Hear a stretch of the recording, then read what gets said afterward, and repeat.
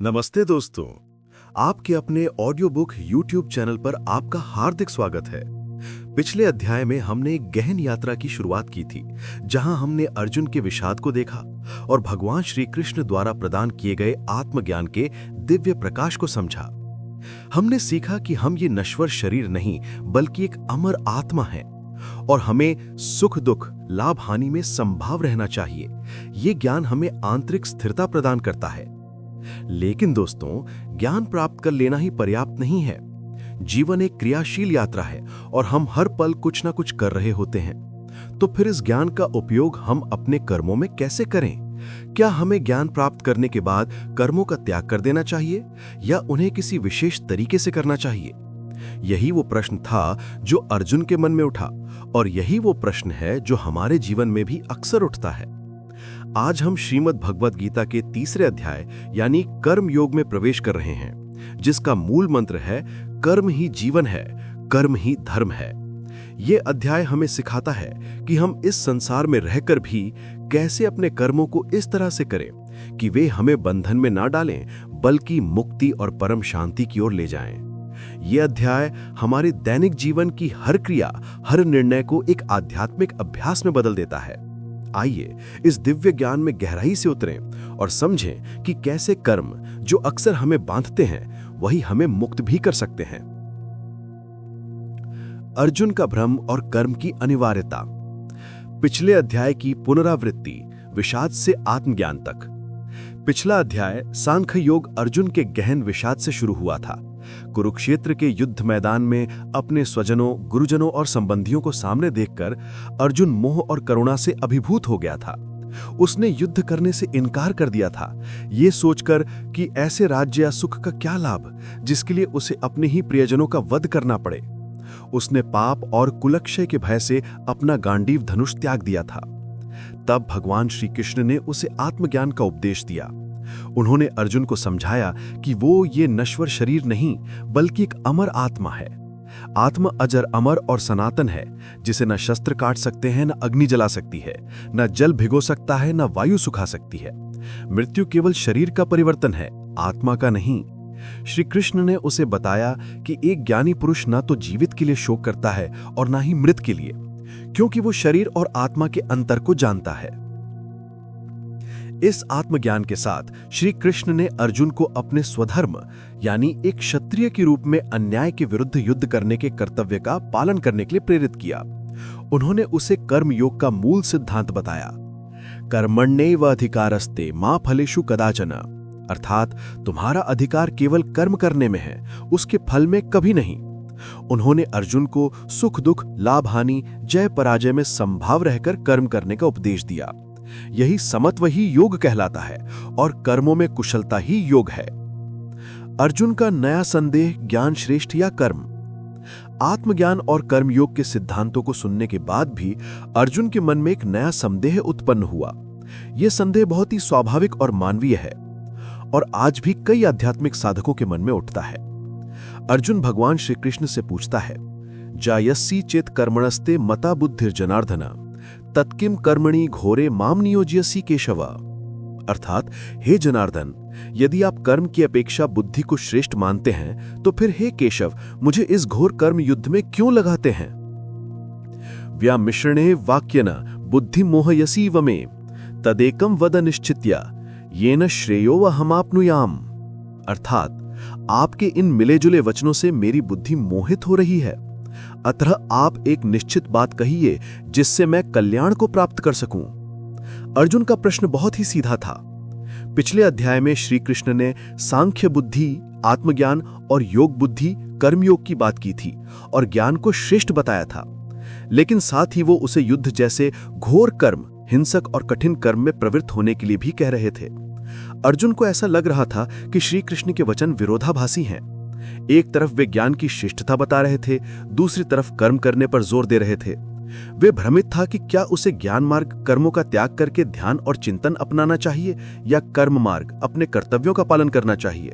वे एक स्पष्ट और निश्चित मार्ग जानना चाहता था जिससे उसे कल्याण की प्राप्ति हो। यह प्रश्न आज भी कई लोगों के मन में उठता है कि क्या हमें दुनिया के मायाजाल से दूर होकर हिमालय में जाकर साधना करनी चाहिए या इस दुनिया में रहकर ही अपने कर्तव्यों का पालन करना चाहिए? क्या ज्ञान प्राप्त करने के बाद कर्मों का त्याग कर देना चाहिए? कर्म की अनिवार्यता का कृष्ण का पहला जवाब। भगवान श्री कृष्ण अर्जुन के इस भ्रम को समझते हैं और उसे दो मुख्य निष्ठाओं के बारे में बताते हैं। लोकेस्मिन् द्विविधा निष्ठा पुरा प्रोक्ता मया नघ, ज्ञान योगेन सांख्यानाम कर्म योगेन योगिनाम। अर्थात, हे निष्पाप अर्जुन, इस लोक में मेरे द्वारा दो प्रकार की निष्ठा पहले कही गई है, ज्ञान योग द्वारा सांख्य योगियों की और कर्म योग द्वारा योगियों की। यहां श्री कृष्ण स्पष्ट करते हैं कि ज्ञान सांख्य योग और कर्म योग दोनों ही मार्ग कल्याणकारी हैं, लेकिन वे अलग अलग प्रकार के लोगों के लिए उपयुक्त हैं। ज्ञान योग ये उन लोगों के लिए है जो पहले ही इंद्रियों और मन को पूरी तरह से नियंत्रित कर चुके हैं और जिनके लिए कर्मों का त्याग संन्यास संभव है। वे अपनी बुद्धि को आत्मा के चिंतन में लगाते हैं। कर्म योग ये उन लोगों के लिए है जिनका मन अभी भी आसक्ति और इच्छाओं से भरा है। उन्हें अपने कर्तव्यों का पालन करना चाहिए, लेकिन अनासक्ति भाव से। लेकिन श्री कृष्ण तुरंत ही ये भी स्पष्ट कर देते हैं कि कर्मों का केवल बाहरी त्याग ही पर्याप्त नहीं है। कर्म की अनिवार्यता। कोई भी कर्म किए बिना नहीं रह सकता। कर्म योग का सबसे पहला और मौलिक सिद्धांत यह है कि कोई भी प्राणी एक क्षण के लिए भी कर्म किए बिना नहीं रह सकता। कर्म करना मानव स्वभाव का एक अभिन्न अंग है। मनुष्य कर्म करने के लिए बाध्य है। श्री कृष्ण कहते हैं, ना ही कश्चित क्षणम अपि जातु तिष्ठति अकर्मकृत, कार्यते ह वशः कर्म सर्वः प्रकृतै जय गुणै। अर्थात, निश्चित रूप से कोई भी मनुष्य किसी भी समय क्षण भर के लिए भी बिना कर्म किए नहीं रह सकता, क्योंकि सभी प्रकृति से उत्पन्न गुणों द्वारा विवश होकर कर्म करते हैं। ये श्लोक कर्म की अनिवार्यता को दर्शाता है। क्षण भर भी नहीं रह सकते। चाहे हम शारीरिक रूप से निष्क्रिय दिखें, जैसे ध्यान में बैठना या सोना, हमारा मन और बुद्धि लगातार काम कर रहे होते हैं। विचार, भावनाएं, इच्छाएं, ये सब मानसिक कर्म है। हमारी सांसें चल रही हैं, हमारा रक्त परिसंचरण हो रहा है, ये सब शारीरिक क्रियाएं हैं। इसका मतलब यह है कि कर्मों से भागना या उनका त्याग करना असंभव है। यहां तक कि सन्यासी भी सांस लेते हैं, खाते हैं और अपने मन से चिंतन करते हैं।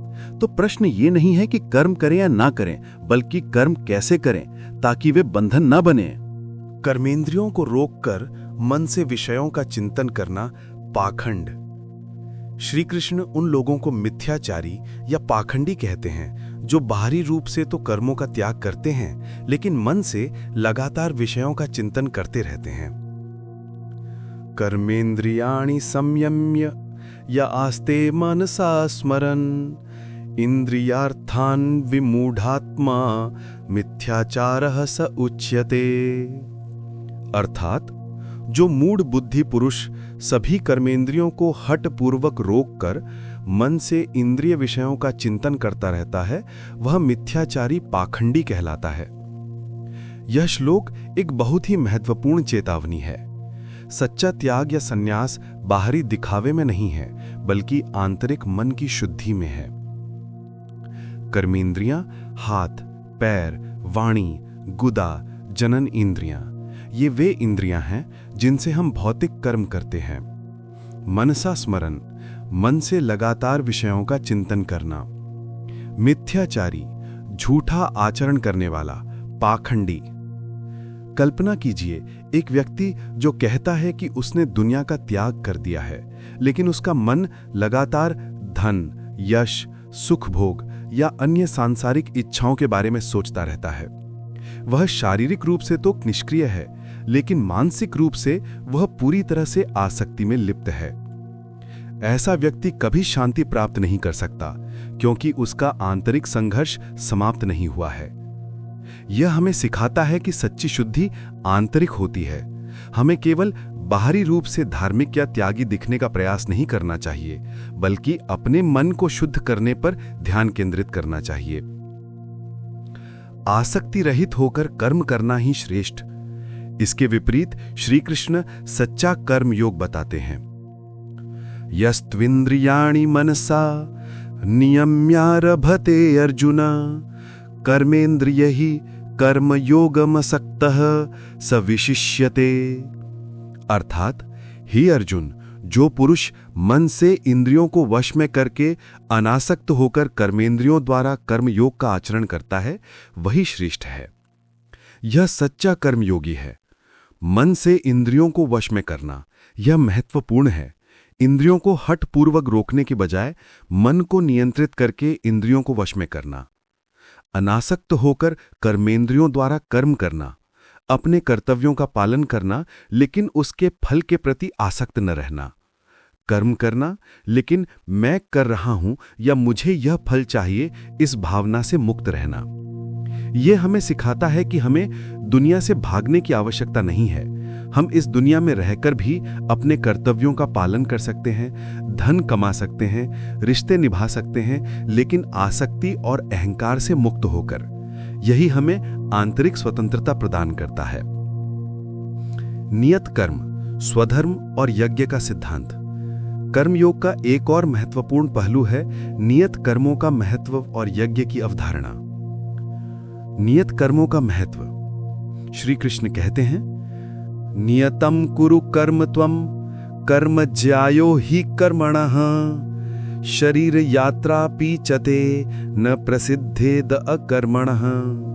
अर्थात तुम नियत कर्म करो, क्योंकि कर्म न करने की अपेक्षा कर्म करना श्रेष्ठ है। कर्म न करने से तुम्हारी शरीर यात्रा भी सिद्ध नहीं होगी। ये हमें सिखाता है कि जीवन में हमारा एक उद्देश्य और कर्तव्य होता है।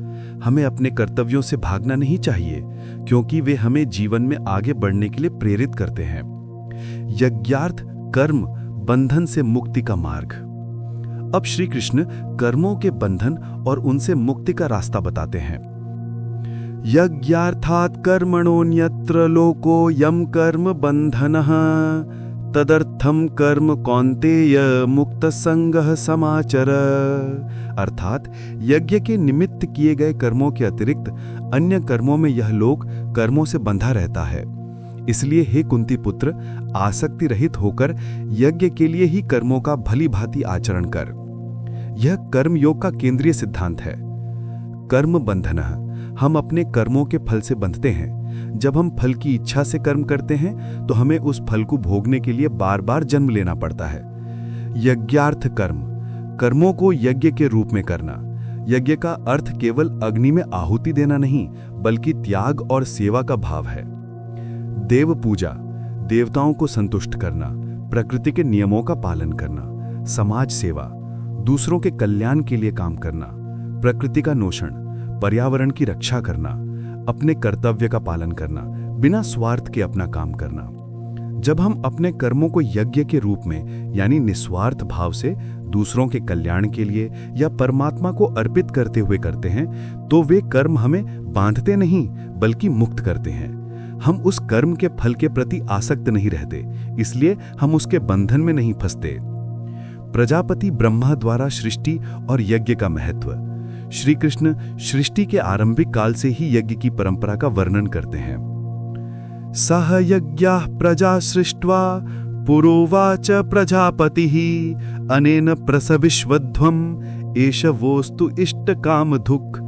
अर्थात सृष्टि के आरंभ में प्रजापति ब्रह्मा ने यज्ञ सहित प्रजाओं की रचना करके उनसे कहा कि तुम इस यज्ञ से वृद्धि को प्राप्त हो और यह यज्ञ तुम्हारी सभी कामनाओं को पूर्ण करने वाला हो।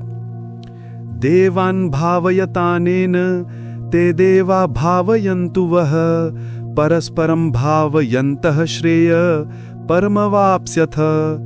अर्थात तुम इस यज्ञ से देवताओं को उन्नत करो और वे देवता तुम्हें उन्नत करेंगे।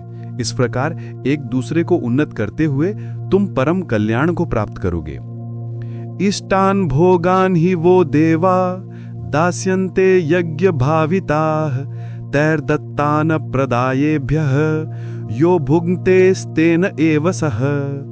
अर्थात यज्ञ द्वारा पूजित हुए देवता तुम्हें मनचाहे भोग देंगे, अतः उनके द्वारा दिए हुए भोगों को बिना उन्हें दिए जो स्वयं भोगता है वह चोर ही है।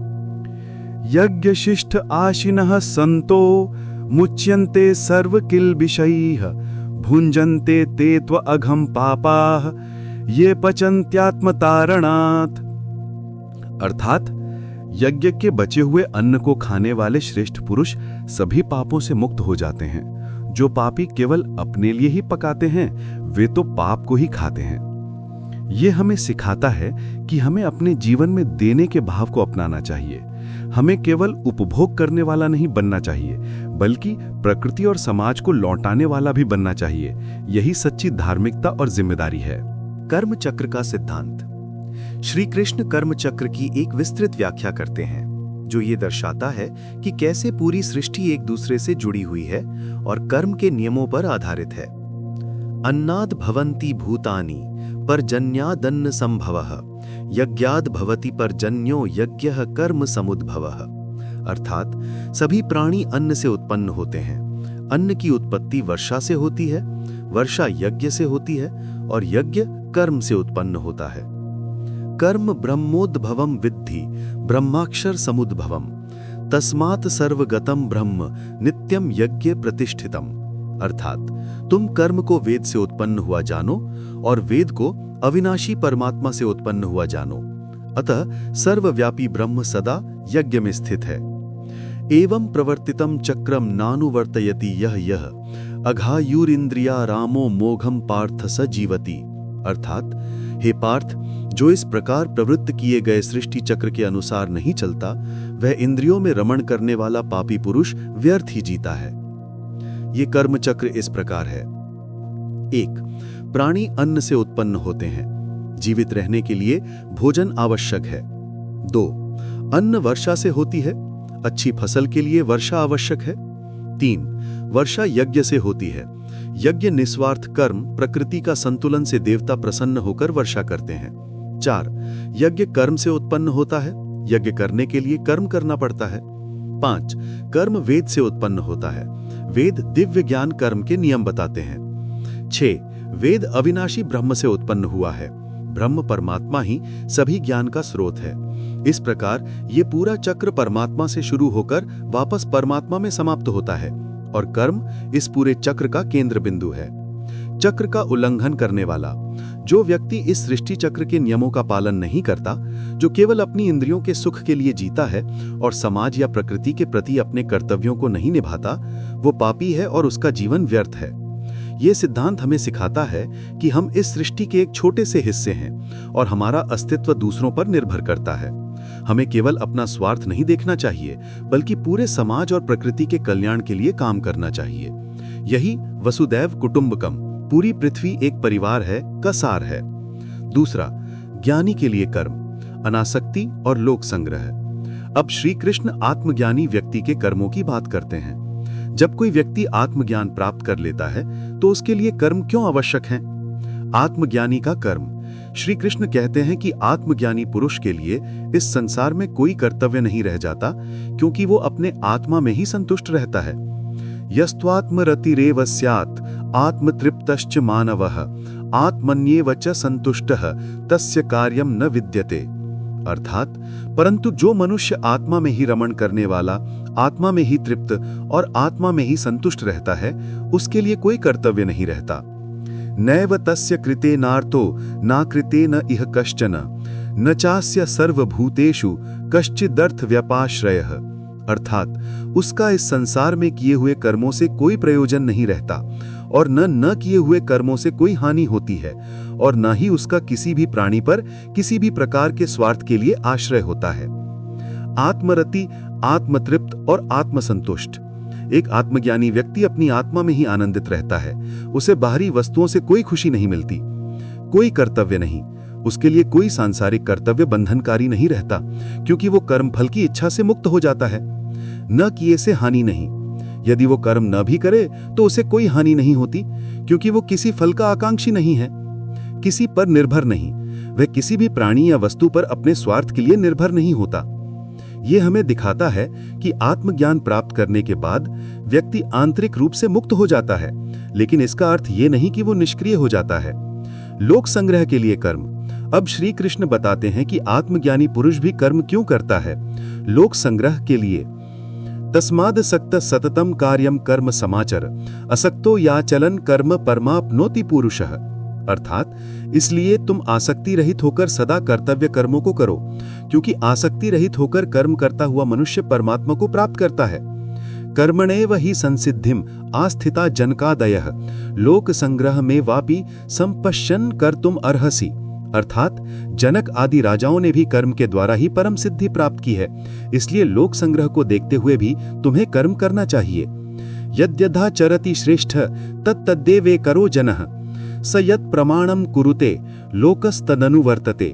अर्थात श्रेष्ठ पुरुष जो जो आचरण करता है दूसरे लोग भी वैसा ही आचरण करते हैं। वो जो कुछ भी प्रमाण आदर्श स्थापित करता है लोग उसका ही अनुसरण करते हैं। ये हमें सिखाता है कि ज्ञान प्राप्त करने के बाद भी हमें समाज के प्रति अपने कर्तव्यों को निभाना चाहिए। हमारी क्रियाएं दूसरों के लिए प्रेरणा बननी चाहिए। हमें अपने जीवन से एक सकारात्मक उदाहरण स्थापित करना चाहिए। श्री कृष्ण का स्वयं का उदाहरण। लोक संग्रह के सिद्धांत को पुष्ट करने के लिए भगवान श्री कृष्ण स्वयं अपना उदाहरण देते हैं। न मे पार्थस्ति कर्तव्यम त्रिषु लोकेषु किंचना नानवाप्तम अवाप्तव्यम वर्ते एवच कर्मणि। अर्थात हे पार्थ, मुझे तीनों लोकों में कुछ भी कर्तव्य नहीं है, ना ही मेरे लिए कोई अप्राप्त वस्तु है जिसे प्राप्त करना हो, फिर भी मैं कर्म में ही लगा रहता हूँ। यद्यहम न वर्तयेम जातु कर्मणि अतंद्रितः मम वर्तमानु वर्तन्ते मनुष्यः पार्थ सर्वशः। अर्थात क्योंकि हे पार्थ, यदि मैं कभी भी आलस्य रहित होकर कर्म न करूं तो सभी मनुष्य मेरे मार्ग का ही अनुसरण करेंगे। उत्सीदयोरिमे लोकाः न कुर्यं कर्म चेदहम संकरस्य च कर्ता श्यामो उपहन्यामि इमाम प्रजाः। अर्थात यदि मैं कर्म न करूं तो ये सभी लोग नष्ट हो जाएंगे और मैं वर्ण संकर का कारण बनूंगा, जिससे इन सभी प्रजाओं का नाश हो जाएगा। ये दर्शाता है कि एक सच्चा ज्ञानी या नेतृत्व करने वाला व्यक्ति केवल अपने लिए नहीं सोचता, बल्कि पूरे समाज और प्रकृति के कल्याण के लिए काम करता है। यही कर्म योग की पराकाष्ठा है। अज्ञानी और ज्ञानी का कर्म, आसक्ति और अनासक्ति। अब श्री कृष्ण अज्ञानी और ज्ञानी पुरुषों के कर्मों के बीच के अंतर को स्पष्ट करते हैं, विशेष रूप से उनकी प्रेरणा और भाव में। अज्ञानी की आसक्ति। सक्तः कर्मणि अविद्वांसो यथा कुर्वन्ति भारता कुर्याद विद्वांस तथा सक्तश्च चिकीर्षु लोक संग्रहम। अर्थात हे भारतवंशी अर्जुन, अज्ञानी मनुष्य जिस प्रकार कर्म फल में आसक्त होकर कर्म करते हैं, उसी प्रकार ज्ञानी पुरुष भी अनासक्त होकर लोक संग्रह की इच्छा से कर्म करें। एक, अज्ञानी कर्म फल में आसक्त होकर कर्म करता है, उसकी प्रेरणा व्यक्तिगत लाभ, सुख या यश होती है। दो, ज्ञानी कर्म तो करता है लेकिन अनासक्त होकर, उसकी प्रेरणा लोक संग्रह, समाज कल्याण और कर्तव्य पालन होती है। दोनों एक ही प्रकार का कर्म कर सकते हैं, जैसे नौकरी करना, परिवार का पालन करना, लेकिन उनकी आंतरिक प्रेरणा और भाव उन्हें बिल्कुल अलग कर देता है। अज्ञानी अपने कर्मों से बंधता है, जबकि ज्ञानी मुक्त रहता है। ज्ञानी का भाव आसक्ति त्याग कर कर्म करना।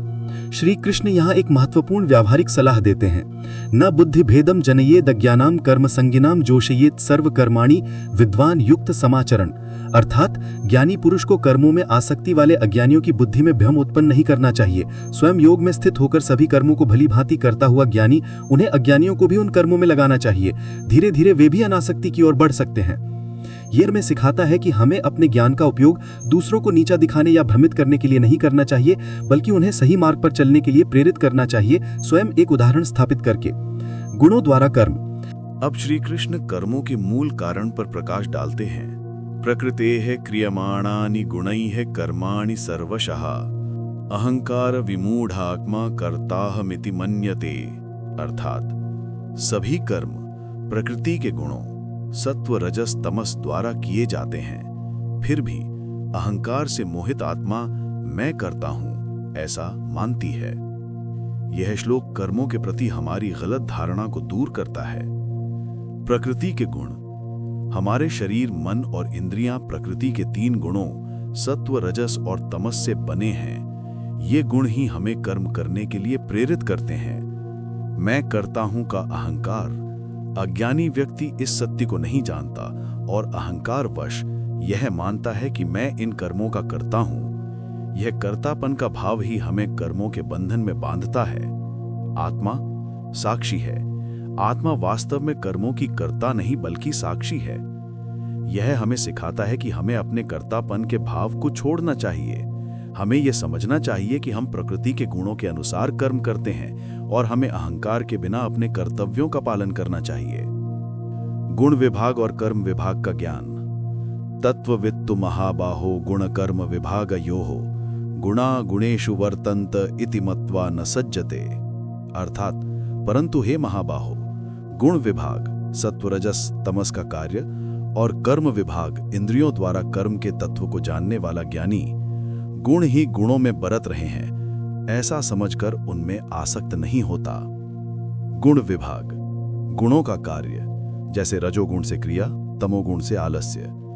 कर्म विभाग इंद्रियों द्वारा होने वाले कर्म, जैसे आंखों से देखना, कानों से सुनना।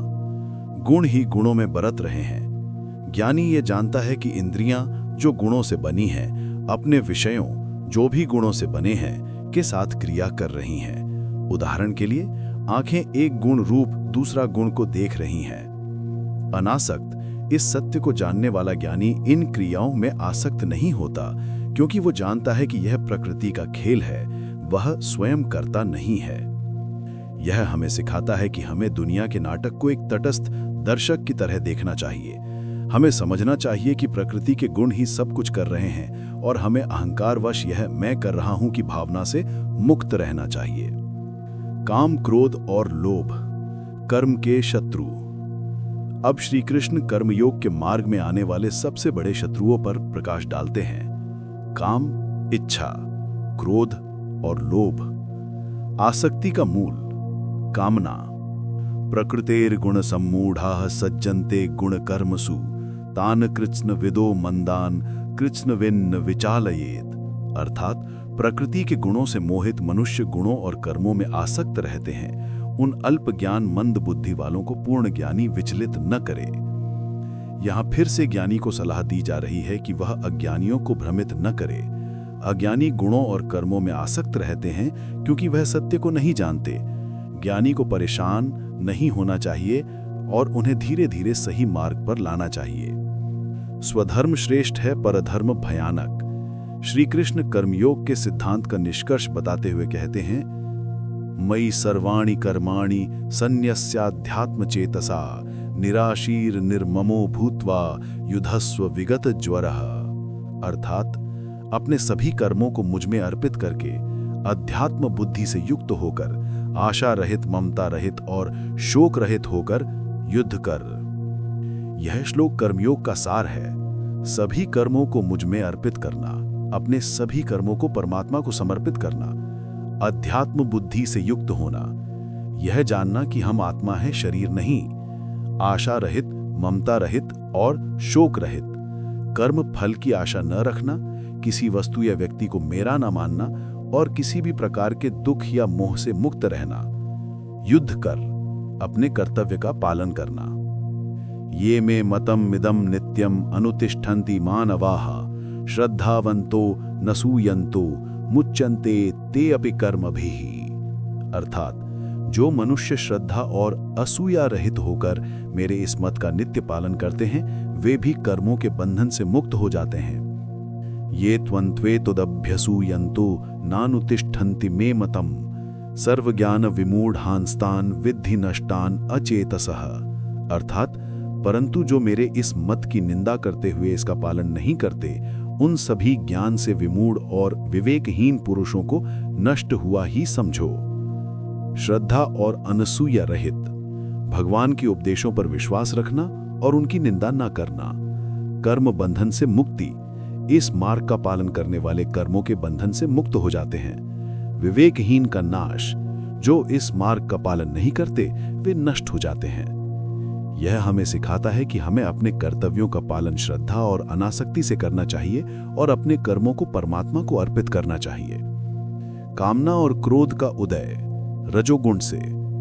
सदृशम चेष्टते स्वस्याः प्रकृतेः ज्ञानवान अपि प्रकृतिम यान्ति भूतानि निग्रहः किम करिष्यति। अर्थात ज्ञानी पुरुष भी अपनी प्रकृति के अनुसार ही चेष्टा करता है। सभी प्राणी प्रकृति को प्राप्त होते हैं, प्रकृति के नियमों का पालन करते हैं। इसमें इंद्रियों का हठपूर्वक रोकना क्या करेगा? इंद्रियस्य आर्थे राग द्वेषौ व्यवस्थितौ तयोः न वशम आगच्छेत तौ ही अस्य परिपंखिनौ। अर्थात प्रत्येक इंद्रिय के विषय में, जैसे आंख को रूप में, कान को शब्द में, राग और द्वेष व्यवस्थित हैं। मनुष्य को उन दोनों के वश में नहीं होना चाहिए, क्योंकि वे दोनों ही उसके शत्रु हैं। यह हमें सिखाता है कि हमें अपने राग और द्वेष को पहचानना चाहिए और उनके वश में नहीं होना चाहिए। स्वधर्म श्रेष्ठ है, पर धर्म भयानक। ये श्लोक एक बार फिर स्वधर्म के महत्व पर जोर देता है। श्रियान स्वधर्मो विगुणः परधर्मात् स्वनुष्ठितात् स्वधर्मे निधनम श्रेयः परधर्मो भयावह। अर्थात अपने धर्म का भले ही बिना गुणों वाला दोषयुक्त होना भी दूसरे के अच्छी तरह से किए गए धर्म से श्रेष्ठ है। अपने धर्म में मरना भी कल्याणकारी है और परधर्म भयावह है। स्वधर्म हमारा अपना नियत कर्तव्य जो हमारी प्रकृति और क्षमता के अनुरूप है। विगुणः दोषयुक्त या अपूर्ण। परधर्मा दूसरे का कर्तव्य या भूमिका। भयावह भयभीत करने वाला, खतरनाक। ये श्लोक हमें सिखाता है कि हमें अपने स्वधर्म का पालन करना चाहिए, भले ही वो हमें कितना भी कठिन या अपूर्ण लगे। दूसरों की नकल करने या ऐसा कर्तव्य निभाने का प्रयास करना जो हमारी प्रकृति के अनुकूल ना हो, हमें केवल दुख और भ्रम देगा। हमें अपनी अद्वितीय पहचान और भूमिका को स्वीकार करना चाहिए और उसे ईमानदारी से निभाना चाहिए।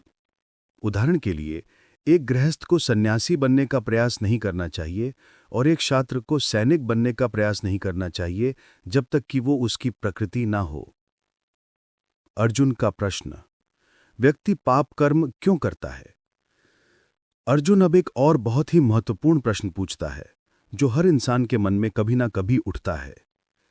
अथ कैन प्रयुक्तो अयम पापम चरति पुरुषः अनिच्छन्नपि वार्ष्णेय बलादिव नियोजितः। अर्थात, हे कृष्ण, तो फिर ये पुरुष स्वयं ना चाहता हुआ भी बलपूर्वक लगाए हुए की तरह पाप कर्म क्यों करता है? ये प्रश्न हमारी आंतरिक प्रवृत्ति को दर्शाता है। हम अक्सर जानते हैं कि क्या सही है और क्या गलत, लेकिन फिर भी हम गलत कर्मों की ओर खींचे चले जाते हैं, जैसे कोई हमें बलपूर्वक धकेल रहा हो। ये पापी प्रवृत्ति कहां से आती है? काम ही सबसे बड़ा शत्रु है। श्री कृष्ण इस प्रश्न का सीधा और स्पष्ट उत्तर देते हैं। काम एष क्रोध एष रजोगुण समुद्भवः महाशनो महापापमा विद्ये एनमिह वैरणम। अर्थात, ये काम ही है, ये क्रोध ही है जो रजोगुण से उत्पन्न होता है। ये महाभक्षक है, महापापी है। तुम इसे ही इस संसार में अपना सबसे बड़ा शत्रु जानो। काम, यहां काम का अर्थ केवल यौन इच्छा नहीं, बल्कि हर प्रकार की तीव्र इच्छा, वासना और लोभ है। ये किसी भी चीज को पाने की तीव्र अनियंत्रित इच्छा है। क्रोध, जब कामना पूरी नहीं होती तो वही काम क्रोध में बदल जाता है। रजोगुण से उत्पन्न, काम और क्रोध दोनों रजोगुण से उत्पन्न होते हैं, जो हमें सक्रिय तो रखते हैं लेकिन हमें बंधन में भी डालते हैं। महाशनो, ये कभी संतुष्ट नहीं होता। जितना इसे मिलता है उतना ही ये और चाहता है। ये हमारी ऊर्जा को खाता रहता है। महापापमा, ये हमें पाप कर्मों की ओर ढकेलता है। सबसे बड़ा शत्रु, काम ही हमारा सबसे बड़ा आंतरिक शत्रु है। ज्ञान का आवरण, धूमेनावृत्ते वहिनीली यथादर्शो मलेन च यथोल्बेनावृतो गर्भ तथा ते निदम आवृतम। अर्थात, जैसे अग्नि धुएं से ढकी रहती है, दर्पण धूल से और गर्भ झिल्ली से ढका रहता है, वैसे ही ये ज्ञान काम द्वारा ढका रहता है। अग्नि धुआं, ज्ञान हमारे भीतर अग्नि की तरह है, लेकिन काम उसे धुएं की तरह ढक लेता है। दर्पण धूल, ज्ञान एक स्वच्छ दर्पण की तरह है, लेकिन काम उस पर धूल की तरह जम जाता है, जिससे हम सत्य को नहीं देख पाते और पाप कर्मों की ओर प्रवृत्त हो जाते हैं। आवृतम ज्ञानम मेतेन ज्ञानिनो नित्य वैरिण काम रूपेण कौन्तेय दुष्पूरेण नलेन च। अर्थात, हे कुंती पुत्र, ज्ञानियों के इस नित्य शत्रु काम से, जो अग्नि की तरह कभी शांत नहीं होता और जिसे पूर्ण करना असंभव है, ज्ञान ढका रहता है। काम को अग्नि की तरह बताया गया है, जो कभी संतुष्ट नहीं होता। जितनी आहुति दी जाए उतना ही बढ़ता है। यह हमें लगातार अधिक की इच्छा में फंसाए रखता है। इंद्रियां, मन और बुद्धि काम के निवास स्थान है। श्री कृष्ण बताते हैं कि ये काम कहाँ निवास करता है। इंद्रियाणि मनोबुद्धिरस्या अधिष्ठानम मुच्यते एतैर्विमोहयत्येषः ज्ञानम आवृत्य देहिनम। अर्थात इंद्रियां, मन और बुद्धि इसके निवास स्थान कहे जाते हैं। ये काम इन इंद्रियों, मन और बुद्धि के माध्यम से जीव के ज्ञान को ढककर उसे मोहित करता है। इंद्रियां, काम हमें बाहरी विषयों, रूप, रस, गंध, स्पर्श, शब्द की ओर खींचता है। मन, काम हमारे मन में इच्छाएं, वासनाएं और लालच उत्पन्न करता है। बुद्धि, काम हमारी विवेक बुद्धि को भ्रष्ट कर देता है, जिससे हम सही निर्णय नहीं ले पाते। ये तीनों ही काम के माध्यम बन जाते हैं, जिनके द्वारा काम हमें नियंत्रित करता है और हमें पाप कर्मों की ओर ढकेलता है। इंद्रियों को पहले वश में करना। काम को परास्त करने का उपाय बताते हुए श्री कृष्ण कहते हैं, तस्मात् त्वम् इंद्रियाणि आदौ नियम्य भरतर्षभा पापमानं प्रजहि हेनम ज्ञान विज्ञान नाशनम। अर्थात, हे भरत श्रेष्ठ, तुम पहले इंद्रियों को वश में करके ज्ञान और विज्ञान को नष्ट करने वाले इस पापी काम को निश्चय ही मार डालो। पहले इंद्रियों को वश में करो। काम को नियंत्रित करने का पहला कदम अपनी इंद्रियों को बाहरी विषयों से हटाना है। ज्ञान और विज्ञान का नाश करने वाला काम हमारी आध्यात्मिक समझ, ज्ञान और व्यवहारिक अनुभव, विज्ञान दोनों को नष्ट कर देता है। काम को मार डालो। काम को जड़ से उखाड़ फेंकना आवश्यक है। यह हमें सिखाता है कि आत्मनियंत्रण की शुरुआत इंद्रियों से होती है। जब हम अपनी इंद्रियों को नियंत्रित कर लेते हैं, तो हम मन और बुद्धि पर भी नियंत्रण पा सकते हैं। इंद्रियों से श्रेष्ठ मन, मन से श्रेष्ठ बुद्धि, बुद्धि से श्रेष्ठ आत्मा। श्री कृष्ण ज्ञान और नियंत्रण के क्रम को समझाते हैं। इंद्रियाणि पराण्याहुर इंद्रियेभ्य परम मनः, मनस्तु परा बुद्धिर्यो बुद्धिस्तु परतस्तु सः। अर्थात इंद्रियों को श्रेष्ठ कहा गया है। इंद्रियों से श्रेष्ठ मन है, मन से श्रेष्ठ बुद्धि है, और जो बुद्धि से भी श्रेष्ठ है वह आत्मा है। ये एक पदानुक्रम है। इंद्रियां सबसे बाहरी और निम्न स्तर पर, माइंड इंद्रियों से परे जो विचारों और भावनाओं का केंद्र है, इंटेलेक्ट मन से परे जो विवेक, निर्णय और विश्लेषण की शक्ति है, और आत्मा बुद्धि से भी परे हमारा वास्तविक स्वरूप जो इन सब से साक्षी है। यह हमें दिखाता है कि नियंत्रण एक क्रमिक प्रक्रिया है और हमें अपनी आंतरिक संरचना समझना चाहिए ताकि हम सही जगह पर नियंत्रण स्थापित कर सकें। काम रूपी शत्रु को मारना। अध्याय के अंतिम श्लोक में श्री कृष्ण अर्जुन को काम रूपी शत्रु को मारने का अंतिम निर्देश देते हैं। एवं बुद्धेह परम बुद्ध्वा संस्तभ्यात् मानमा आत्मना जहि शत्रुम महाबाहो काम रूपम दुरासदम। अर्थात इस प्रकार बुद्धि से परे आत्मा को जानकर स्वयं को स्वयं से वश में करके, हे महाबाहु, इस काम रूपी दुर्गम शत्रु को मार डालो। बुद्धि से परे आत्मा को जानना यह आत्मज्ञान है। यह समझना कि हम शरीर, मन या बुद्धि नहीं बल्कि आत्मा है। स्वयं को स्वयं से वश में करना, अपनी आत्मा की शक्ति का उपयोग करके अपने मन और इंद्रियों को नियंत्रित करना, यह आत्म अनुशासन और आत्म नियंत्रण है। काम रूपी दुर्गम शत्रु को मारना, काम को पूरी तरह से नष्ट करना, क्योंकि यह हमारे आध्यात्मिक मार्ग में सबसे बड़ी बाधा है।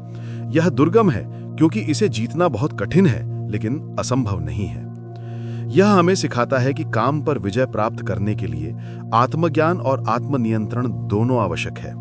जब हम अपने वास्तविक स्वरूप को जान लेते हैं, तभी हम अपने भीतर की इच्छाओं और वासनाओं को पूरी तरह से नियंत्रित कर सकते हैं। कर्मों का आधुनिक जीवन में अनुप्रयोग। श्रीमद् भगवद गीता का 3रा अध्याय कर्मयोग केवल प्राचीन युद्ध मैदान के लिए नहीं, बल्कि हमारे आधुनिक जीवन के हर पहलू के लिए एक अत्यंत प्रासंगिक मार्गदर्शक है। आइए देखें कि हम इन सिद्धांतों को अपने जीवन में कैसे लागू कर सकते हैं। कार्यस्थल पर कर्मयोग। कर्मण्यवाधिकारस्ते। अपने काम पर पूरी निष्ठा से ध्यान दें। परिणामों की चिंता में अपना वर्तमान कार्य खराब ना करें। अपनी नौकरी को केवल पैसा कमाने का साधन ना माने, बल्कि उसे एक कर्तव्य और सेवा के रूप में देखें। अनासक्ति, पदोन्नति, वेतन वृद्धि या प्रशंसा के प्रति अत्यधिक आसक्त ना हो, अपना सर्वश्रेष्ठ प्रदर्शन करें और परिणाम को स्वीकार करें। असफलता से निराश ना हो, बल्कि उससे सीखें। उत्कृष्टता, योगः कर्मसु कुशलम, अपने काम में कुशलता लाएं। ये ना सोचें कि ये तो बस एक नौकरी है। अपने हर काम को पूरी लगन और दक्षता से करें, मानो वह एक स्वाधित अभ्यास हो। लोक संग्रह है, अपने काम को केवल अपने व्यक्तिगत लाभ के लिए ना करें, बल्कि यह भी सोचें कि आपका काम समाज और आपके सहकर्मियों को कैसे पहुंचाता है। एक टीम प्लेयर बने। व्यक्तिगत रिश्तों में कर्मयोग, कर्तव्य भाव, अपने परिवार, दोस्तों और प्रियजनों के प्रति अपने कर्तव्यों को समझें और उन्हें निभाएं। एक पति पत्नी के रूप में, माता पिता के रूप में, पुत्र पुत्री के रूप में अपनी भूमिका को ईमानदारी से निभाएं। अनासक्ति, रिश्तों में अत्यधिक आसक्ति दुख का कारण बन सकती है। लोगों से प्रेम करें, लेकिन उन्हें अपना गुलाम बनाने का प्रयास ना करें। उनकी अपनी स्वतंत्रता और नियति को स्वीकार करें। देने का भाव, रिश्तों में हमेशा मुझे क्या मिलेगा ये ना सोचें, मैं क्या दे सकता हूं। इस भाव से रिश्तों को पोषित करें। निस्वार्थ प्रेम और सेवा करें। राग द्वेष का नियंत्रण, रिश्तों में राग पसंद और द्वेष नापसंद दोनों होते हैं। अपनी भावनाओं को नियंत्रित करें। क्रोध या ईर्ष्या को अपने रिश्तों को खराब ना करने दें। समाज सेवा और नागरिकता में कर्मयोग, सामाजिक कर्तव्य, अपने समुदाय और देश के प्रति अपने कर्तव्यों को निभाएं। कर चुकाना, नियमों का पालन करना, चुनावों में मतदान करना, ये सभी हमारे नियत कर्म हैं।